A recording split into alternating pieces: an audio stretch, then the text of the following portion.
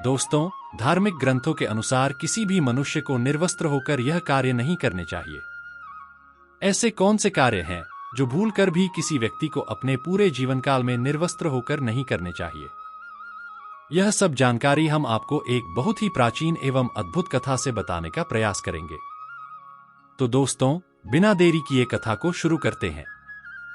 दोस्तों, एक बार पक्षीराज गरुड़ जी बहुत चिंतित अवस्था में भगवान श्री कृष्ण जी के पास आते हैं और कहते हैं, हे प्रभु, आपने मुझे मनुष्य की जन्म से लेकर मृत्यु तक की सभी अवस्थाओं के बारे में ज्ञान दिया है। आपने मुझे मनुष्य के जन्म पर होने वाली सभी क्रियाएं एवं मृत्यु के पश्चात संस्कार आदि की क्रियाओं के बारे में बताया है। किंतु हे प्रभु, मेरे मन में एक शंका उत्पन्न हो रही है, जिसका निवारण केवल आप ही कर सकते हैं। फिर भगवान श्री कृष्ण जी कहते हैं, हे गरुड़ देव, आपके मन में जो भी शंका पैदा हो रही है, आप निसंकोच होकर पूछ लें, मैं आपकी शंका को दूर करने का प्रयास अवश्य करूंगा। पक्षीराज गरुड़ कहते हैं, हे प्रभु, अब मेरे मन में यह जानने की इच्छा हो रही है कि मनुष्य को कौन से कार्य निर्वस्त्र होकर नहीं करने चाहिए।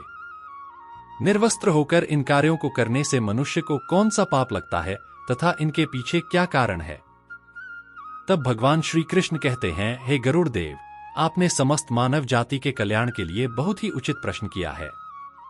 भगवान श्री कृष्ण जी कहते हैं कि मनुष्य को कभी निर्वस्त्र होकर भोजन, स्नान तथा शयन नहीं करना चाहिए। निर्वस्त्र होकर यह 3 काम करने से मनुष्य के जीवन में बहुत कष्ट एवं रोग, दोष उत्पन्न होते हैं।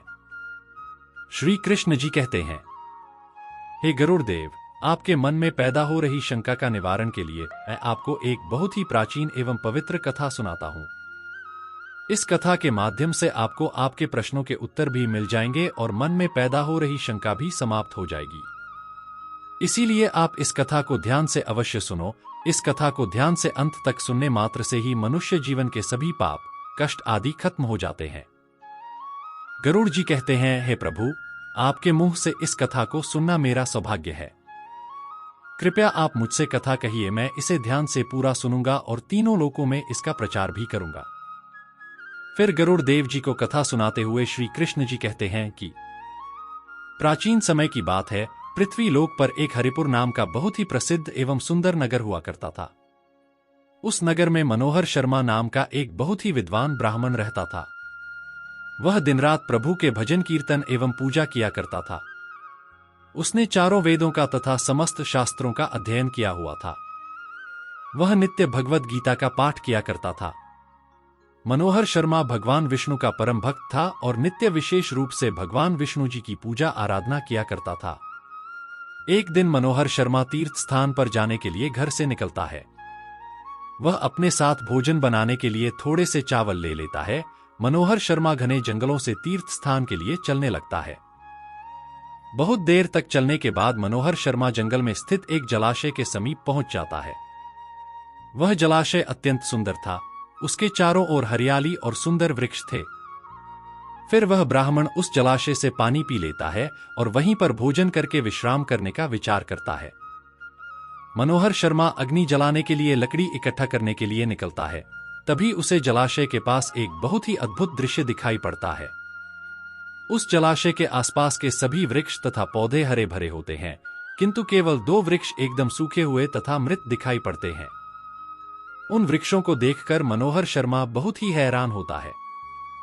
हरियाली भरे जंगल में केवल वह 2 सूखे वृक्षों को देखकर मनोहर शर्मा सोचने लगता है, बड़ी ही विचित्र बात है, इस जंगल के सभी पेड़ पौधे हरे भरे हैं, किंतु यह 2 पेड़ तो एकदम से सूखे हुए हैं। इन पर ना तो पत्ते हैं और ना ही छाल है। इन वृक्षों की ऐसी हालत किस कारण से हुई है? इतना सोचते हुए वह मन ही मन प्रसन्न भी हो जाता है और कहता है, चलो अच्छी बात है, आग जलाने के लिए सूखी लकड़ी का इंतजाम भी हो गया। मनोहर शर्मा उन सूखे हुए वृक्षों के पास जाता है और उनकी टहनियां तोड़ने लगता है तो अचानक उन वृक्षों से एक आवाज आती है, रुक जाओ ब्राह्मण, रुक जाओ, यह क्या अनिष्ट कार्य कर रहे हो? उस आवाज को सुनकर मनोहर शर्मा चौंक जाता है और इधर उधर देखने लगता है। हैरान और भयभीत होकर मनोहर शर्मा कहता है कि भाई, कौन है? कौन आवाज दे रहा है? यहां पर तो मुझे कोई नहीं दिखाई पड़ रहा है। तुम जो कोई भी हो, सामने आकर बात करो। फिर से एक बार आवाज आती है, हे ब्राह्मण देवता, हम तुम्हारे सामने ही हैं, आप ही हमें देख नहीं पा रहे हैं। मनोहर शर्मा कहता है, हे भाई, तुम कौन हो और मेरे सामने कहां पर खड़े हो? मुझे तो कुछ भी दिखाई नहीं पड़ रहा है। फिर से वह आवाज आती है, हे ब्राह्मण देवता, आप जिस वृक्ष की टहनियां तोड़ रहे हैं, मैं वही वृक्ष बात कर रहा हूं, किंतु आप मुझे पहचान नहीं पा रहे हो। मनोहर शर्मा घबरा जाता है और इधर उधर देखने लगता है तो उसकी दृष्टि उन दो पेड़ों पर पड़ती है। वह देखता है कि वे पेड़ मनुष्य की वाणी में बात कर रहे हैं। इस विचित्र घटना को देखकर मनोहर शर्मा को बहुत हैरानी होती है। वह कहने लगता है, बड़ी ही विचित्र बात है, यह मृत पेड़ तो मनुष्यों की वाणी में बात कर रहे हैं। यह प्रभु की कैसी विचित्र लीला है। मनोहर शर्मा उन मृत वृक्षों से कहने लगता है, हे वृक्षों, तुम कौन हो और तुम मनुष्य की वाणी में कैसे बात कर रहे हो और तुम्हें वृक्षों का शरीर कैसे मिला? तुम्हारे समीप इतना बड़ा जलाशय होने के बावजूद भी तुम सूखे हुए हो और बाकी सभी पेड़ पौधे हरे भरे हैं। आखिर ऐसा कैसे संभव है? मनोहर शर्मा की बात सुनकर वह पेड़ बोलने लगता है, हे ब्राह्मण देवता, हमारी ऐसी दशा हमारे कर्मों के कारण ही हुई है। हमने पिछले जन्म में जो पाप किए थे उसी का फल भुगत रहे हैं। मनोहर शर्मा कहता है, हे वृक्ष, कृपा करके आप मुझे आपके पिछले जन्म का वृतांत सुनाइए। तब वह वृक्ष बोलने लगता है, हे ब्राह्मण देवता, अब हम आपको हमारे पिछले जन्म का वृतांत सुनाते हैं। पूर्व काल में मैं भूपेंद्र नाम का एक व्यापारी था। मेरा विवाह पास के ही एक गांव में एक सेठ की पुत्री सुलोचना से हुआ। धनवान होने के अहंकार में मेरा स्वभाव अत्यंत दुष्ट और क्रूर था। मैं लोगों को ब्याज देकर धन कमाया करता था। मेरी पत्नी भी अत्यंत क्रूर और दुष्ट स्वभाव की थी। उसने कभी अपने द्वार पर आए अतिथियों का सम्मान नहीं किया। हमने कभी दान धर्म भी नहीं किया। हम दोनों सदैव ही गरीब और लाचार लोगों को सताया करते थे। उस समय हमारी कोई संतान नहीं थी। हम दोनों ही संतान सुख प्राप्ति के लिए भोग विलास किया करते थे। हम निर्वस्त्र होकर स्नान किया करते थे और निर्वस्त्र होकर ही शयन किया करते थे। अनेक वर्षों तक भोग विलास करने पर भी हमें संतान सुख प्राप्त नहीं हुआ। मैंने कभी अपने पूर्वजों के लिए श्राद्ध नहीं किया, कभी तर्पण नहीं किया, उनके लिए कभी दान धर्म भी नहीं किया, जिस कारण से मेरे सभी पूर्वज रुष्ट हो गए। मेरा मन सदैव ही कामवासना से भरा हुआ रहता था। हम दोनों पति पत्नी दिन रात भोग विलास किया करते थे। हम दोनों एक साथ ही निर्वस्त्र होकर स्नान, भोजन तथा शयन किया करते थे, जिससे समस्त देवी देवता और पितृ भी हमसे रुष्ट हो गए। संतान प्राप्ति के लिए हम दोनों पति पत्नी निराश होने लगे।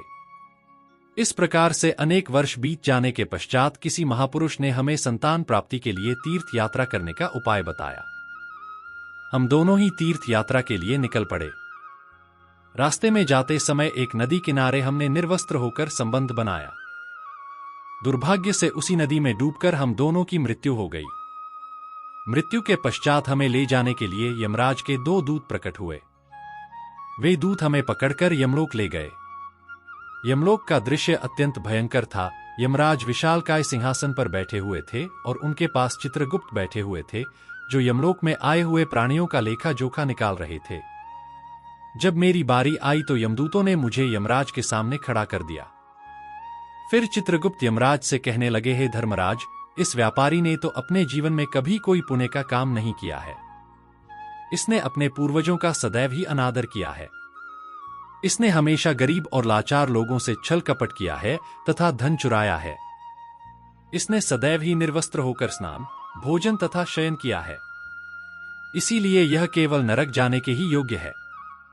इस प्रकार से चित्रगुप्त ने मेरे कर्मों का लेखा जोखा यमराज को बताया। यमराज मुझे देखकर कहने लगे, अरे दुष्ट, तूने तो कभी कोई पुण्य के काम नहीं किए हैं। तूने सदैव ही निर्वस्त्र होकर स्नान करके जल देव का अपमान किया है। निर्वस्त्र शयन करके तूने अपने पूर्वजों को अपमानित किया है तथा निर्वस्त्र भोजन करके तूने अन्न का भी अपमान किया है। इसीलिए तुझे नरक में ही डाल दिया जाएगा। इस प्रकार से यमराज ने अपने दूतों को आज्ञा देकर मुझे नरक में डाल दिया। मेरे पश्चात मेरी पत्नी को यमराज के सामने लाकर खड़ा किया गया। उसे देखकर चित्रगुप्त ने कहा, हे धर्मराज, इसने समस्त देवी देवताओं और पितरों का अपमान किया है। अतः इस पापी स्त्री ने भी अपने पति की तरह कोई पुण्य का काम नहीं किया है। इसने भी निर्वस्त्र होकर ही स्नान, भोजन तथा शयन किया है। यह भी नरक जाने के ही योग्य है। इस प्रकार से यमराज ने हमारे पाप कर्मों को देखते हुए हम दोनों को ही नरक में डाल दिया। नरक में अनेक प्रकार की कष्ट एवं यातनाएं भुगतने के पश्चात हमें वृक्ष का शरीर प्राप्त हुआ। वृक्ष का शरीर प्राप्त करने के पश्चात हमारे पिछले जन्म में किए गए पापों के कारण जैसे जैसे हम बड़े हुए हमारे सारे पत्ते भी गिर गए और हमारी छाल भी नष्ट हो गई। निर्वस्त्र कार्य करने के कारण इस जन्म में वृक्ष के रूप में हमारा वृक्ष रूपी शरीर भी नग्न हो गया और हम अपने द्वारा किए गए पाप कर्मों का कष्ट भुगत रहे हैं। फिर वह वृक्ष सन्यासी मनोहर शर्मा से कहते हैं, हे ब्राह्मण, कृपा करके हमें इस कष्ट से मुक्ति दिलाने के लिए कोई उपाय कीजिए। इस प्रकार से उन दोनों की बात सुनकर मनोहर शर्मा को उन पर बड़ी दया आ गई। मनोहर शर्मा उसी स्थान पर बैठकर भगवान विष्णु से प्रार्थना करने लगा और वृक्ष बने उस व्यापारी और उसकी पत्नी की मुक्ति की कामना करने लगा। मनोहर शर्मा कहने लगा, हे प्रभु, मैं अपने भगवद गीता के पाठ का पुण्य इस व्यापारी एवं इसकी पत्नी को देना चाहता हूं। कृपा करके आप इन दोनों को मुक्ति प्रदान कीजिए।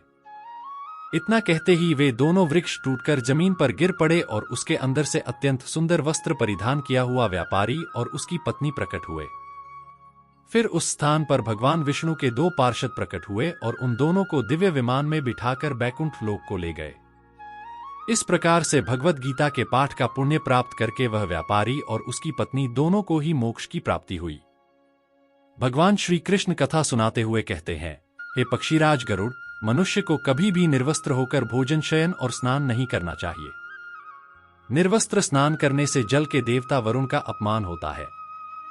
निर्वस्त्र भोजन करने से अन्न की देवी मां अन्नपूर्णा का अपमान होता है और निर्वस्त्र शयन करने से समस्त पितृ देव रुष्ट हो जाते हैं। इसीलिए मनुष्य को निर्वस्त्र होकर यह तीन काम नहीं करने चाहिए। निर्वस्त्र होकर यह सारे कार्य करने से मनुष्य के जीवन में बहुत प्रकार के कष्ट उत्पन्न होते हैं।